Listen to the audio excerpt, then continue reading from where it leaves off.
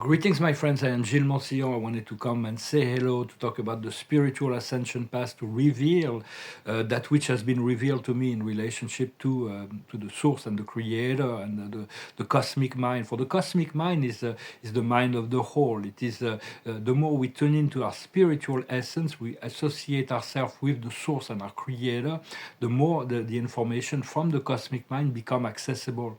So there is deep mysteries of the universe are being revealed to us, but also some deep information that are relevant to our soul plan and in relationship to other people. So we get really insight into the mind of God, for God knows all things. But it's only revealed if it is relevant to our own life, our own path, our own missions. It's only on the need-to-know basis. God is not going to reveal to us some things, some secrets that we don't need to know. So it is important to really pay attention to your intuition, to your dreams, to the settled voice that may come through your mind. I wanted to discuss the nature of time. For the absolute nature of time is eternity. On Paradise, time as the nature of is eternity. But here in time and space, it is an unfolding. It's like a movie. It's like things, and we cannot. It's really hard to grasp. If we're trying to grasp the present in the unfoldment of time, it's like it moves automatically into the past, and then the future comes in, but it comes into the past. And sometimes we have a gap between what we seek and what we want, and we want to fill the gap for the experience in the now. So the connection in the present moment is by letting go of the mind and tuning into the vertical axis of consciousness, understanding the time never changes. Time is a constant, but everything and every being changes through time. It is an experience that is given, a gift from Paradise, time and space, for experiences. We have to realize everything we live here is just an experience. It is not the truth of God. It is not the experience of who we truly are, which is fully love and light at all time, at the very center of ourselves. So we need to return and breathe within this light all the time, to return to that. And we all have an internal timeline. We have each of us have a different time that our soul has planned for sequential events and experiences that we need to experience, because we chose that. And our soul is the regulator of our experience, and it is coordinated with our ability to embrace each day and to learn the lessons of each day, to align with eventually align with the highest version of ourselves. Like in the Greyhound day, we want to just move into the best possible day, and along the way, on the path, there is many revelations and many epiphanies. What we need is to keep the frequency high in between those, because when we receive the higher light from the source, from the creator, from our higher self, that is the truth. It is not the experiences of our doubts and fear and shadows down here, or all this world that is monetarized and for the materialistic world. It is the creation of the collective ego that is transforming really rapidly. There is all kinds of revelation, major cleaning up in the American agencies, so to speak. And so for the soul plans is really. It is really created before we come here. We create the soul plan in the 8th dimension. For the 7th dimension is the apex of individualized consciousness. Then there is the portal of infinity on the top of the 7th dimension, and our consciousness is collective from this point forward. And so the 8th dimension is where we make the soul plans with our monad and with other souls. It's a collective experience that we're experiencing here. And then it is aligned on the 9th dimension with the plan of God, so He can serve the greater whole. But those soul plans reveal themselves little by little in time. So it's like we have to accept what we're being revealed, but we know nothing in reality, because there's so much more we do not know. Yet what has been revealed by our higher self needs to be integrated, and we need to accept it as part of our consciousness, our accumulated knowledge that is part of the truth of who we are in relation to our experience down here. When I first awakened, I awakened to the consciousness, the idea of God in mid 1980s. But then I started to travel in the universe. I met my guides in 1992. It was a very powerful year of awakening. And I thought at the time I had a dozen incarnations on this earth, because those were the ones that was revealed, that revealed to me at the time. But I realized I had probably about 1,000 lifetime. I don't know, remember them all, but that's the standard contract for most souls. Not everybody has. Some of them came afterwards, but for me, I took the program right from Lemuria, and then it descended in then Atlantis, and we descended in consciousness slowly but surely. Yet if we kept some of our spiritual essence active within our consciousness, so we could serve the plan of God from the side of the light, and to participate in the expansion of the universe and the power personification of the Supreme. For every time we realize something in spirituality, it adds something to the greater mind of God and in the universe. So it is important to realize that we're just going through an experience in time and space, and not the reality of our eternal self. Yet we're doing an excellent job on that scene, on that behind the scenes, because it's not so much what's more efficient in terms of spiritual progress is what we do inside. And what we do inside is far more powerful than whatever we can do outside. Eventually, it manifests outside, but we're doing an excellent job for the plan of God and the awakening of the planet. Without our intervention internally, of collective intervention, the planet would have not survived this. The humanity would have not survived this point of 2012. Even by 2000, it would have blown up. So between the awakening and the ascension, this is where we're doing this work.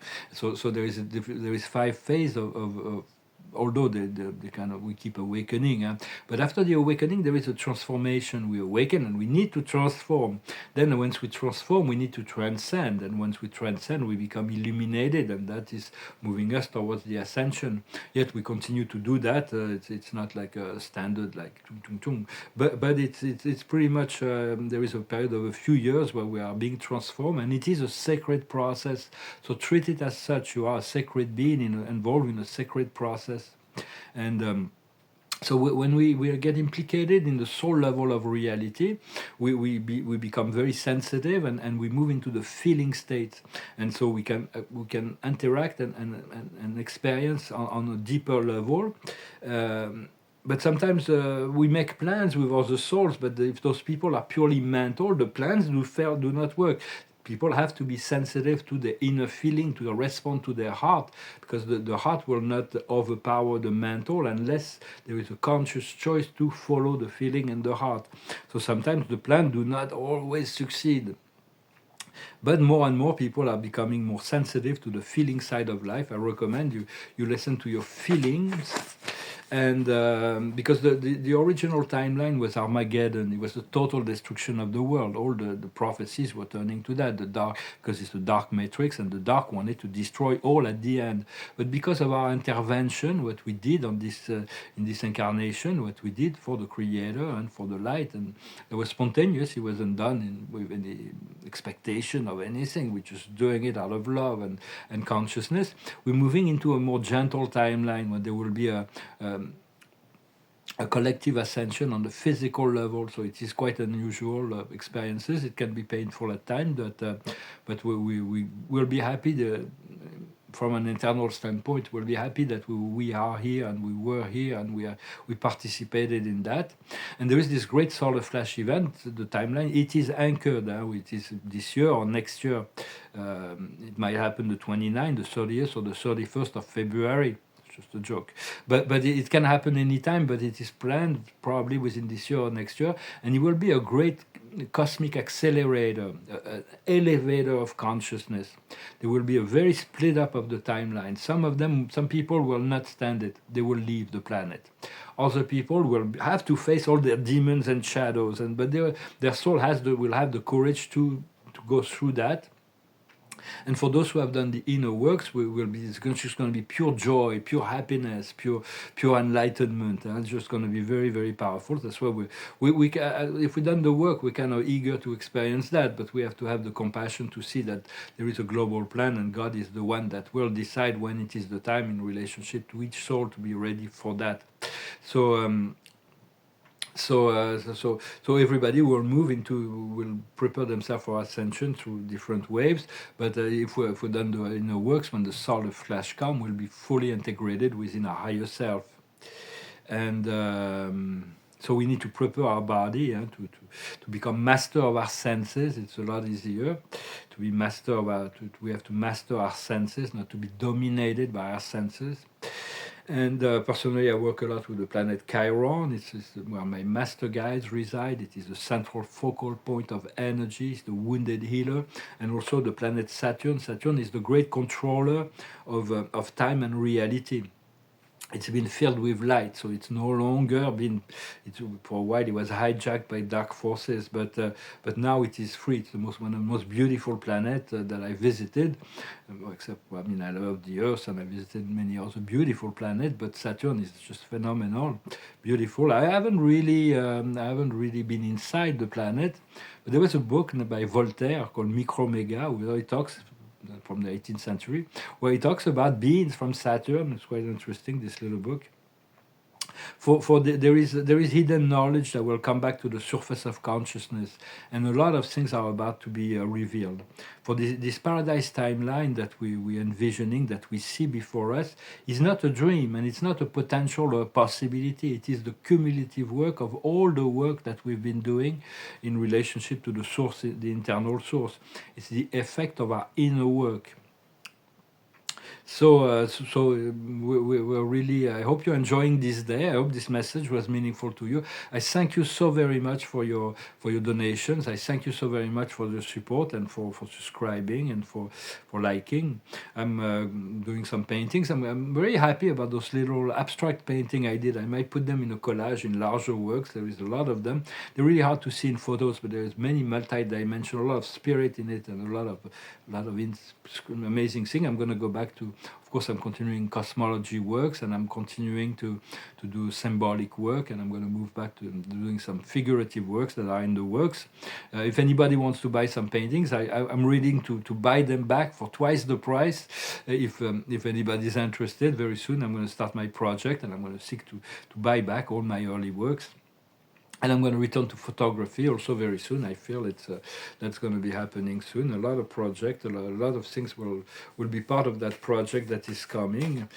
I sense it is here, it is now, and so I'm going to pull a few oracles. With the card of the day. The observer of the day is to see what is not for you. Certain things needs to be relinquished, to let go. And some things are not for you, some things are for you. We got to accept certain things are not for us at any given time, but they may be for us later, or also just to harmonize with the energies of the present. So that's confirmed by that. The wisdom is chop up wood. It means to be well anchored within all experiences of their daily life, to be connected to the source, regardless of what we do. Is who we are while we're doing it.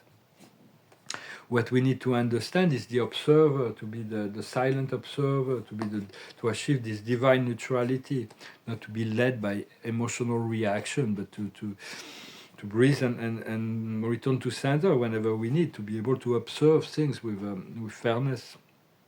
What we need to do is milk and honey, to cultivate that which is the good side of life, what makes us feel good. It's about feeling good. It's about focalizing on all those things that we know are good for us. Dolce Vita, turning to this paradise timeline once again. And the outcome is the chaos and conflict. It means that everything that is no longer, that is preventing us from doing that, will surface. Sometimes it is not always understandable why certain things need to come up, but they're coming up to be exposed, to be old fears, or the closer we are to the ascension, the more we're gonna feel that those things, those doubts, those fears, those moments of we just everything that is no longer in harmonization with our freedom, our joy, our happiness, has to come up in order to be released and discharged. So it is very important once we we allow this to be transmuted and released. There is the time of departing, and it's like there is a new phase of our life, that is a new chapter that is about to begin. And with or without the solar flash, we don't need the solar flash to achieve our goals. both material and spiritual, but just still be prepared for it. Well, I hope this message was interesting for you. I thank you very much, and I'll talk to you later. Namaste.